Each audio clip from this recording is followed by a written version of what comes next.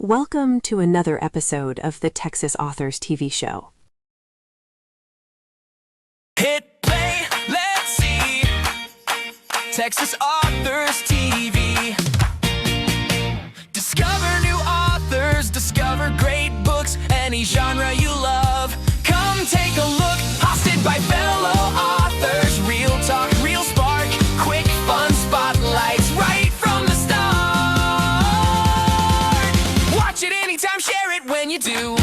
Texas Authors TV.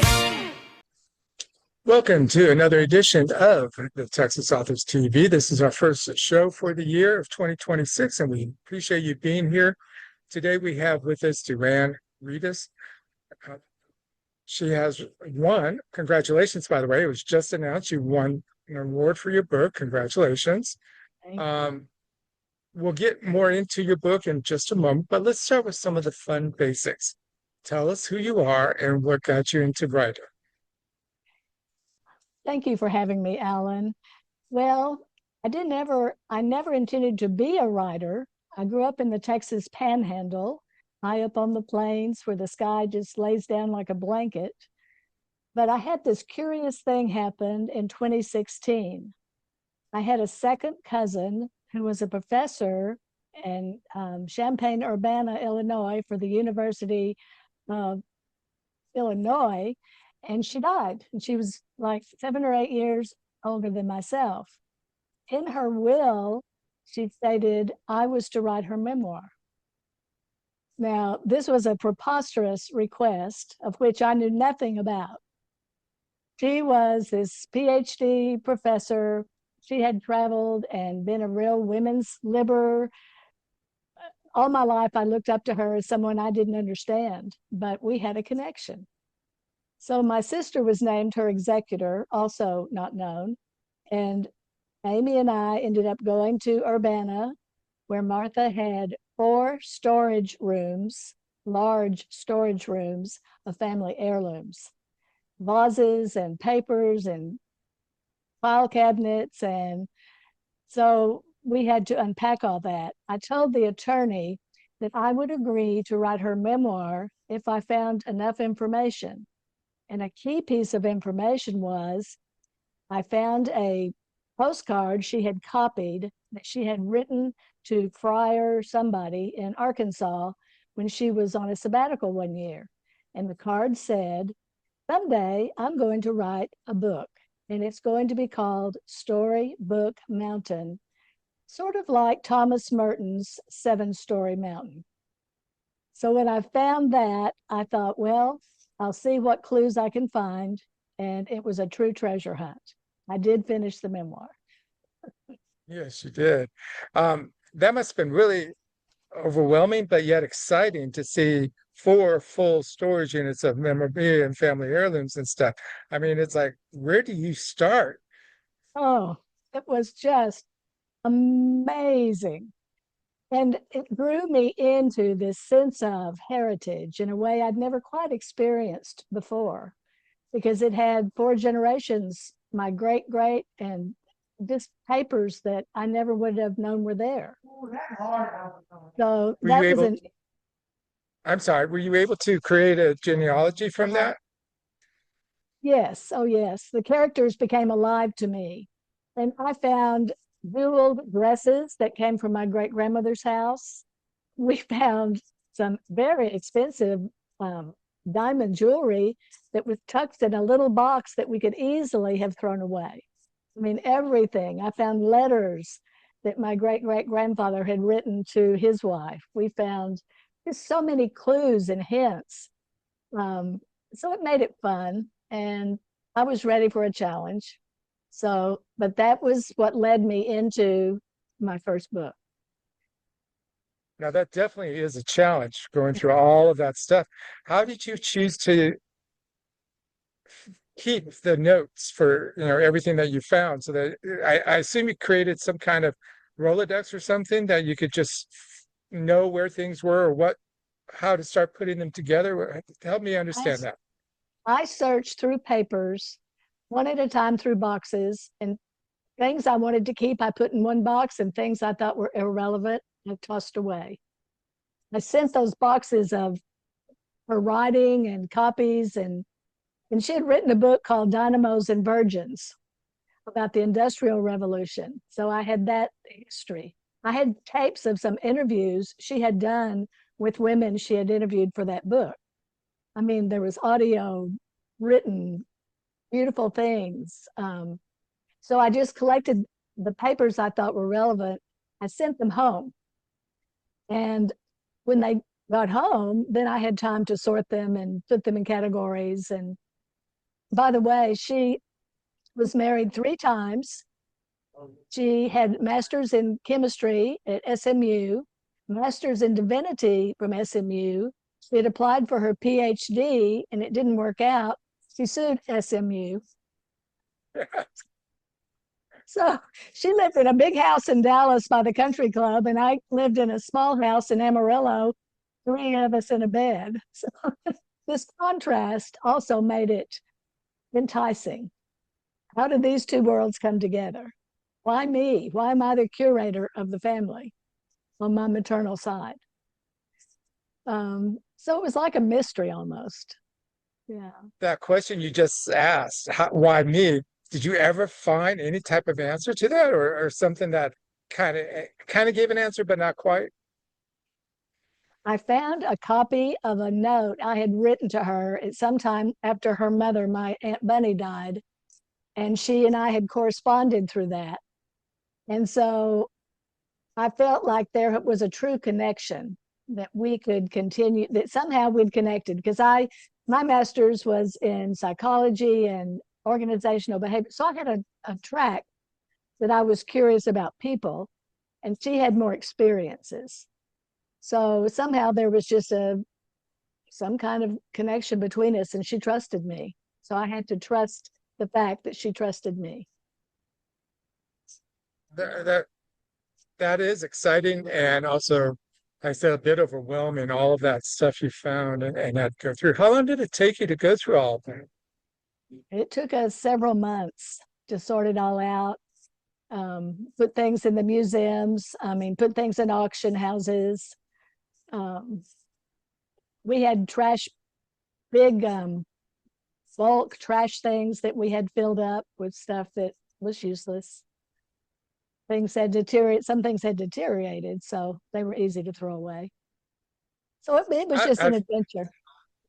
Yeah. Out of curiosity, you mentioned you found an old dress in your grandmother's and stuff, and the jewelry and all that other stuff. Did you save any to kind of create a little museum at your place, or maybe No, think about using it? I took pictures. That's the best. They were so fragile. There was no way to keep them together. Once I pulled them out and put them on, they were just about to disintegrate in my hands. But we got photos. And I have photos from my great grandmother's house in Jacksboro. And yeah, I had many places to gain more information and more stories. Yeah. Yeah. It's a shame that they were falling apart. I can just imagine them sitting in a museum somewhere, of that time period and stuff like that, or even you using them as a display at your book table and stuff like that, and things like that. So, once you've had everything settled as far as your notes and stuff, how long did it take you to actually write the book? It took me about 9 months because I just kept digging and digging, trying to put her story together from she married 3 times. Every time she got a new degree, she had a new husband. So then I had to look at some of that connection and what was that relationship about, and remembering when she brought one of the husbands I met as a teenager, and trying to put that, in some sort of sequence of her life, because she kept outgrowing herself and just kept moving.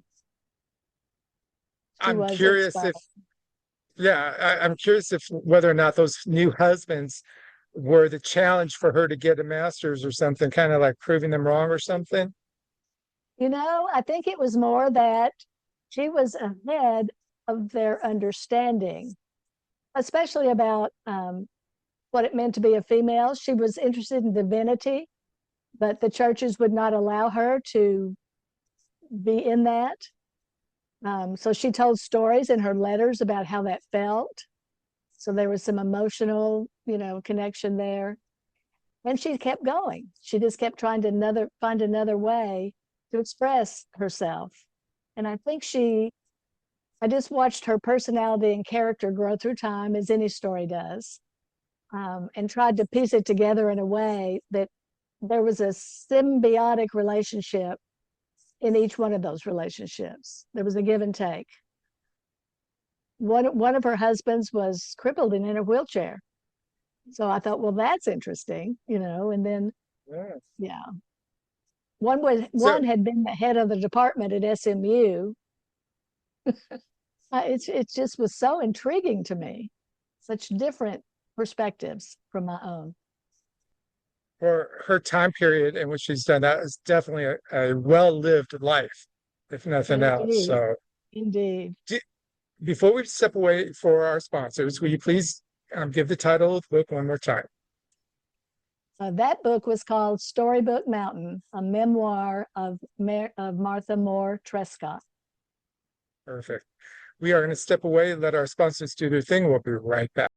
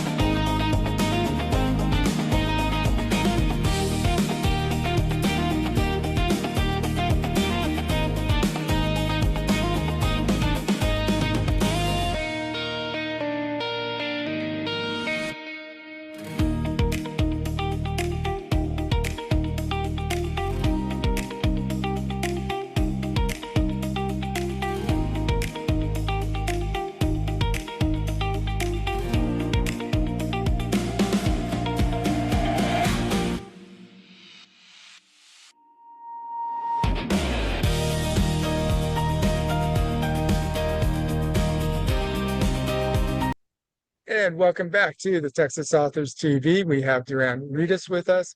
We were talking about her first book, which is about her family member and all the discoveries she went through on that. And being the fact that you were not a writer prior to that, I'm guessing because you have a second book that kind of inspired you to try another one. Help me understand that. Well, my background was in communications.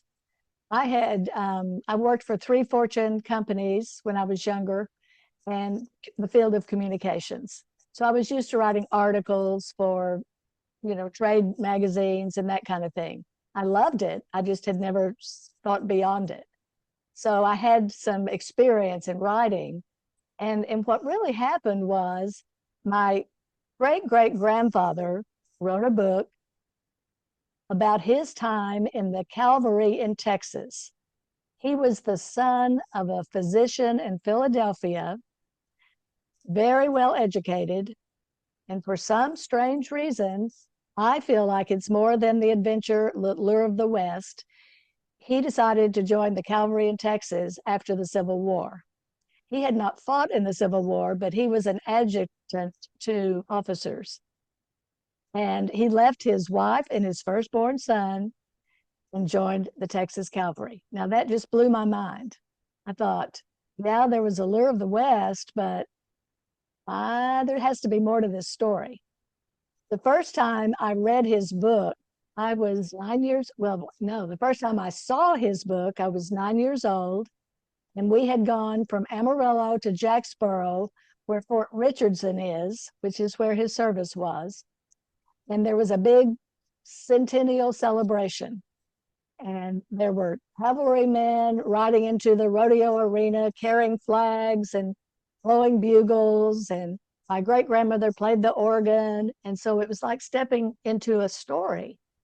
And all these relatives I didn't know at 9 years old were, everybody was buzzing about Harry Hall McConnell and his life. So that kind of set the stage as a child for me. And then when I was in my 30s, Oklahoma Press reprinted his book, which was in public domain. And my grandmother gave me a copy. I think it was about 1967. So that was the first time I read his book. But to me, it was about Calvary and stuff I wasn't that interested in.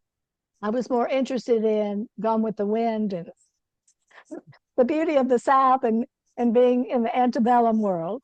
But I was drawn between West Texas and the Panhandle and this fantasy of the South. So I wasn't too interested in the book then, but as I began to grow and living in Texas, I'm a fifth generation Texan. So naturally, as you start having kids and grandkids and all that, you start going, wow, someone in my family left a legacy and I need to pay attention. So then I began to do research on Texas history, which I hadn't heard the way it really was. I'd been Fannin, and I went to schools named Lamar and Fannin and blah, blah, blah, but I really had to delve back into Texas history. One good thing I think was I lived away from Texas for 30 years through my career. I was doing leadership development in London with a consultancy, traveled all over. So I had a different view and missed the time that the female strong women were in the Texas legislature. And when I came back, it was like, this is different. What happened? So I was again then curious about Texas and what had evolved and how it all fit together. So I just began investigating, reading, and being curious. And then I thought, there's a passage in the book that he said, the motivations for me writing this book need not be known. And when I read that, I went, oh, there's more. So that was kind of my calling card. Well, if he has something in there, why not respond to him? Because it's a century later about his book and my experience growing up, living in Texas, going away, having a global view, coming back. And it just kind of simmered in me. And I thought, I want to sit with this man. I want to sit under an oak tree and find out more about his story. And that led me into some of the female side, which now is my next curiosity, those women. So it was really just a call and response. And something would important happen. Well, first of all, I still get royalties from his lineage in Texas. So it just kept pulling me, like, respond, talk to him, find out, tell him your story, see what he might respond back to you. So that's kind of the essence of how that all began to be woven together. You mentioned the women, which I'm assuming is going to be a new book you're probably working on. But I've got to ask, his wife and child, did they end up in Texas? Yes, they They came. did. Okay. And Harry Hall McConnell, my great great grandfather, was actually born in Texas when she and the younger son came out. So, and she ended up being a postmistress at one time after he died. She was very accomplished musician. I mean, she was well known in society in Pennsylvania. And here she was in this Western town where all the Indians were starting to, show up. And I found one book called A Cavalryman's Wife. And so that book gave me some insight from the female side. She talked about lamenting the fact that she was going to meet her husband, but she was going to leave her family and she didn't really want to go, but he was so lonesome. And so that gave me a little bit of a peek of what that might be like. Good. So, with everything that you learned, and to say, I mean, a lot of us authors always feel we have people talking in our heads and stuff. So when you were sitting down there and having that conversation, trying to learn more about him, was it that feeling is like, was his spirit wanting to come to you in some way and share and guide you along the path to discover things? Yes, and part of it was he wrote about coming in through Matagorda Bay. He wrote about traveling to San Antonio and marching from San Antonio into Austin. This is where I live, coming through Blanco. So I began to, just be inquisitive. What was that like? And what were you thinking? And he talked so much about the desertion of the soldiers and the people who had joined the cavalry in Texas were, he said, really didn't have any other choice for their life. They were at a dead end point. And he was such a model of explaining characters. He had a dry sense of humor, and his vocabulary was lovely. So that drew me into, well, what was it like back where you lived, and what happened that was an impetus for you to leave? So I made up stories. And one thing I found out, his grandfather was president of the Pennsylvania Stock Exchange. And I found out there'd been a big railroad crisis about his time period when he would have been in his 20s.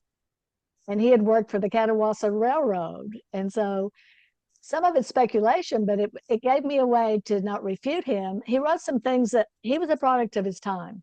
He wrote some things about Indians that stabbed me in the heart. And rather than judging, I just had to go in and understand how that came. Where did his biases come at that time? And by the end, he wrote his book. He didn't publish it until 20 years after he had completed his term of service. And he had reflected back on who the people were he was living with in Texas. He saw their worth very differently. And so that gave me a way to reflect on him and how he changed, and then how my life has changed tremendously. Wow. There's a lot there. And unfortunately, we are at the end of this little segment. If you would kindly go ahead and say the full name of the book, which is behind you. Yes, 5 Years a Cavalryman. It was sketches of Army life on the Texas frontier with a compendium of letters by me, DuAnne Redus, to my great-great-grandfather. Perfect. We are going to step away, let our sponsors do their thing. We'll come back and finish up the show. We'll be right back. Hit play, let's see. Texas Authors TV. Discover new authors, discover great books, any genre you love, come take a look. Hosted by fellow authors, real talk, real spark, quick fun spotlights, right from the start. Watch it anytime, share it when you do. Texas Authors TV.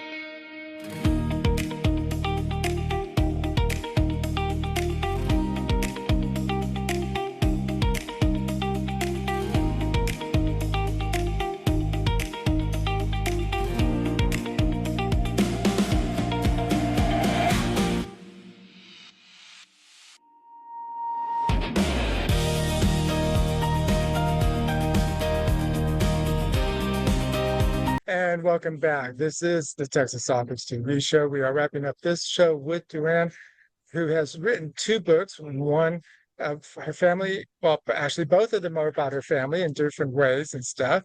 And to touch back on the Cavalryman, you are working, I assume, on the women part. Is that correct? That's it. I think I may try some fiction. Then I can really use my imagination. And I'm real curious about that. So I think that's where I'm headed next. People can find me on my website, DuAnneRedus.com, DuAnneRedus.com. There's a tab for my books. There's a lot of history, some of my stories there. I don't do much on media. I do a lot of book talks. I had one last Saturday with 35 people, so that made me very happy. My book will be available from Texas State Historical Association on their book website. It's at Book People in Austin, and it's on Amazon. Yeah, I just want to reach out and tell stories about Texas. We're coming up on a bicentennial time in Texas. It's our 250-year, an anniversary in the U.S. So I think people are more interested in history than they have been before. And I'm so grateful for the award from your organization. It's such an honor. Anything else? Yes. So are you going to be doing book festivals and things of that nature? I'm going to go to the June, what is it called in Austin? Lone Star Festival? Yes, I'm going to go to the Lone Star Festival. I'm going to a book thing in April in San Antonio for the Texas State Historical Society Association. Things are just popping because there's so many places I have yet to go. A lot of museums. Fort Richardson will have my books up in at the fort. It's now been turned into a beautiful camping expanded area that's very lovely, and the buildings are there. Well, is all the different festivals you're doing going to be listed on your website so people can find you or find out when you're going to be in their area or something? Yes. And I have some other things that are tentative, and I'll be listing those on the website. Yes, Great. thank you. A couple more questions. Well, actually, one point of interest. You said Matagorda Bay is where he came through. There is a lot of history of Matagorda Bay and stuff.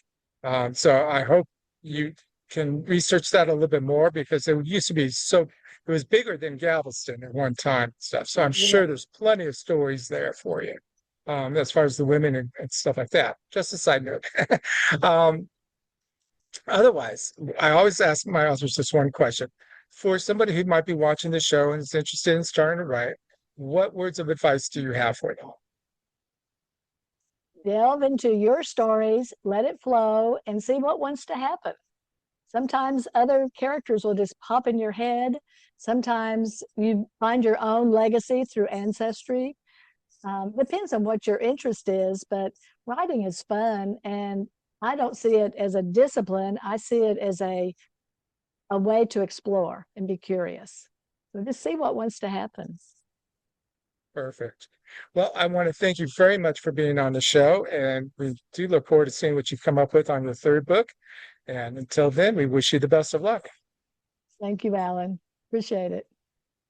Texas Authors TV is produced by B. Allen Bourgeois for the Texas Authors Museum. Copyright 2026. If you would like to become a sponsor, please email us at texasauthors@outlook.com. If you would like to be on the show, please email us at texasauthors@outlook.com. Music is Frolic of Words, created for the show by Happy.